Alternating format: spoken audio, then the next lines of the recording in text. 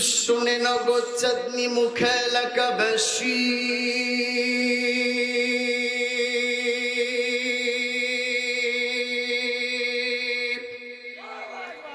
আপনাদেরকে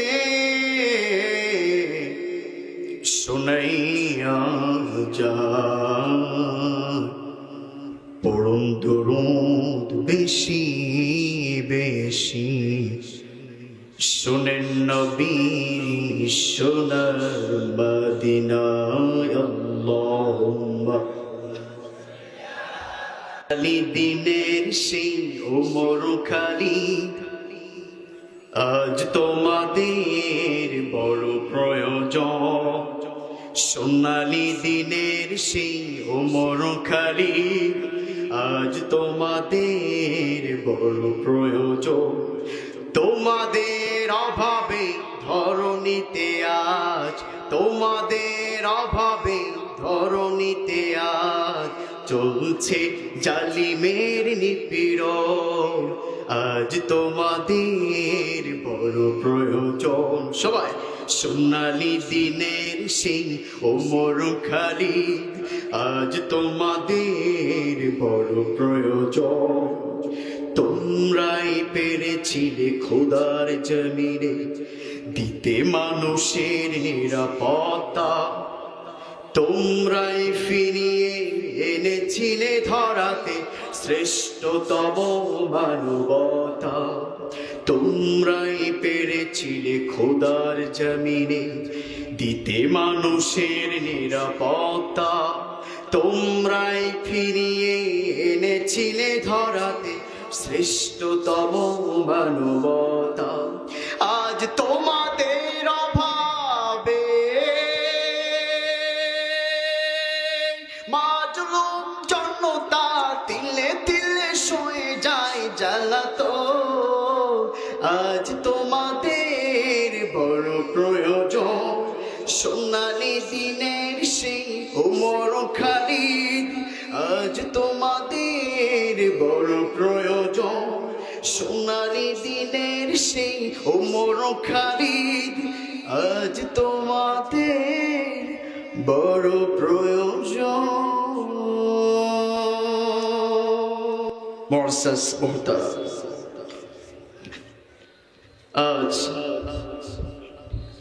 দক্ষিণ বাংলার শ্রেষ্ঠ দানবী মরহুম আলহাজ জি.এম. সোহরাব আলীর প্রতিষ্ঠিত চাঁদনি মুখা আব্দুল মান্নান ইসালেস চাঁদনি মুখা কর্তৃক আয়োজিত আজকের এই ঐতিহাসিক 3 দিন ব্যাপী তাফসীরুল কোরআন মাহফিল। আজ এই ঐতিহাসিক তাফসীরুল কোরআন মাহফিলের শেষতম দিন এবং শেষতম দিনে আজ সভাপতিত্ব করবেন আমার প্রাণ প্রিয় ব্যক্তিত্ববাজন ব্যক্তি, আমার আলহাজ হযরত মাওলানা মুফতি আব্দুল হান্নান অধ্যাপক পাতাখালী ফাজিল মাদ্রাসা। আল্লাহ পাক তাকে এই দিনের পথে আল্লাহ কবুল করুক, সকলে বলে আমিন।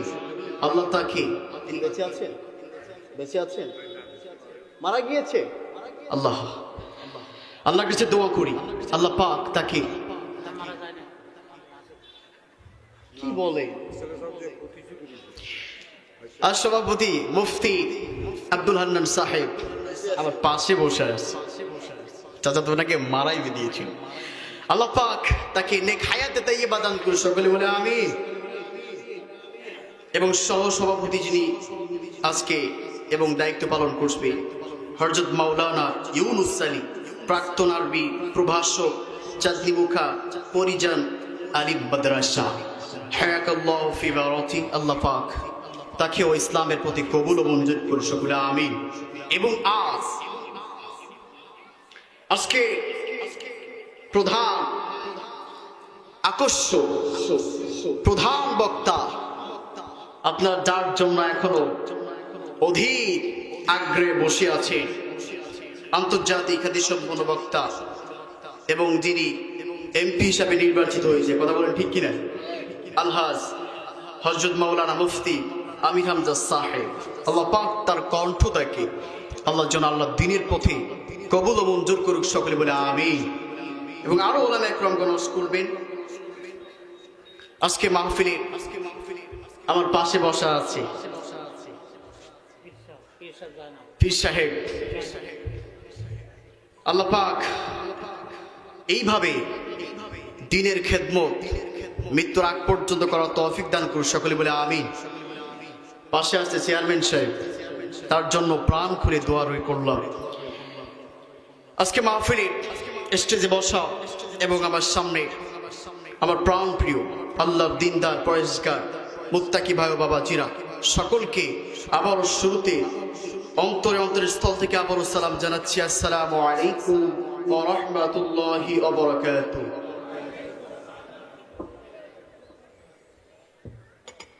সালাম দেওয়া কি জানেন? সালাম দেওয়া সুন্নাহ, জবাব দেওয়া ওয়াজিব। প্রাণ খুলে সালাম দিলে ঈমান হবে সজীব, ঠিক কি না? সালাম দিবেন জোরে, গোনা যাবে জোরে, আপনার অন্তরটা যাবে ভরে মহা সুবহানাহু ওয়া তাআলার নূরে।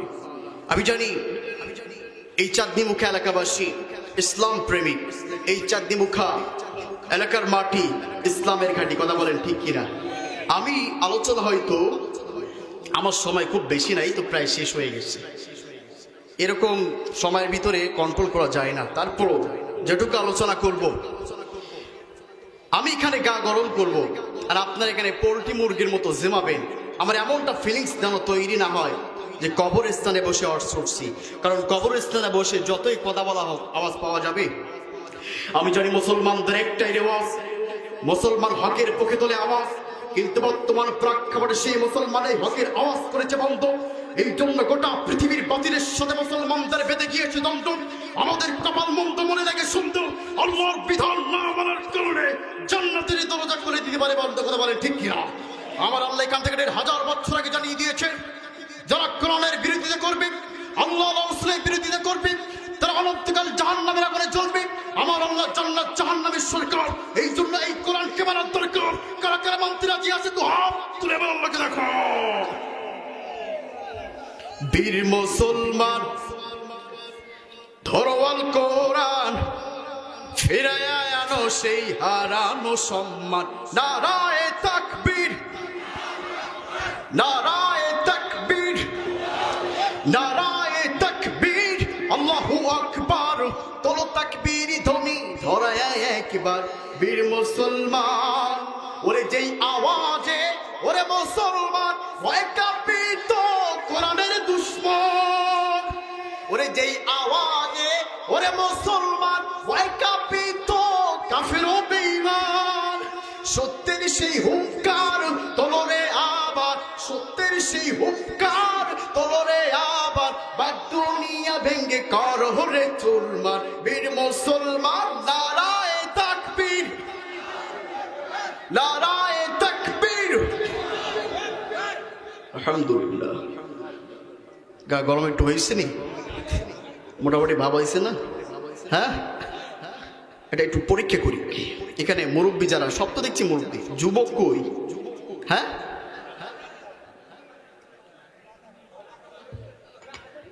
যুবক বাজারে। তাহলে তাহলে এখানে একটা জিনিস হবে, আজকের মাহফিলটা আমার সময়ের ভিতরে বদরের যুদ্ধ হয়ে যাবে। কিসের যুদ্ধ? কতজন আওয়াজ তুলে বলুন কতজন? 311 জন রাশি আছেন তো মুসলমান, ভয় আসেনি?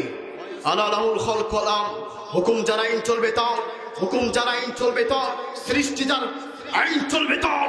কোন মানুষের আইন মন করা মত দিয়ে আমরা বাংলার জমিনে ঠাই দেব না, কথা বলেন ঠিক কিনা? এই জমিন কা মাঝে জুমার দিন শ্যামনগর থেকে ভূমিকম্প হয়েছিল, সকলেই জানে 4.5, তাই না? জমিনটা নাড়িয়ে দিয়েছিল। এই জমিন নাড়ানোর একমাত্র ক্ষমতা রাখে কে? আওয়াজ তুলে বলুন কে? আপনার আমার সাধ্য আসেনি, সাধ্য আসেনি। আমার প্রিয় ভাইরা, বেশি কথা না বলে ভূমিকা না করি, আমি আবার আলোচনার দিকে চলে যাই। আমি আপনাদের মাঝে পবিত্র কোরআনুল কারীম 30টি পারা দিয়েছি। কয়টি পারা? আওয়াজ তুলে বলুন। সূরা আছে মোট 114টি। তার ভিতর থেকে 41 নম্বর সূরা, 24 নম্বর পারা সূরাতুল হামিম সাজদা 26 নম্বর আয়াত আমি তেলাওয়াত করেছি।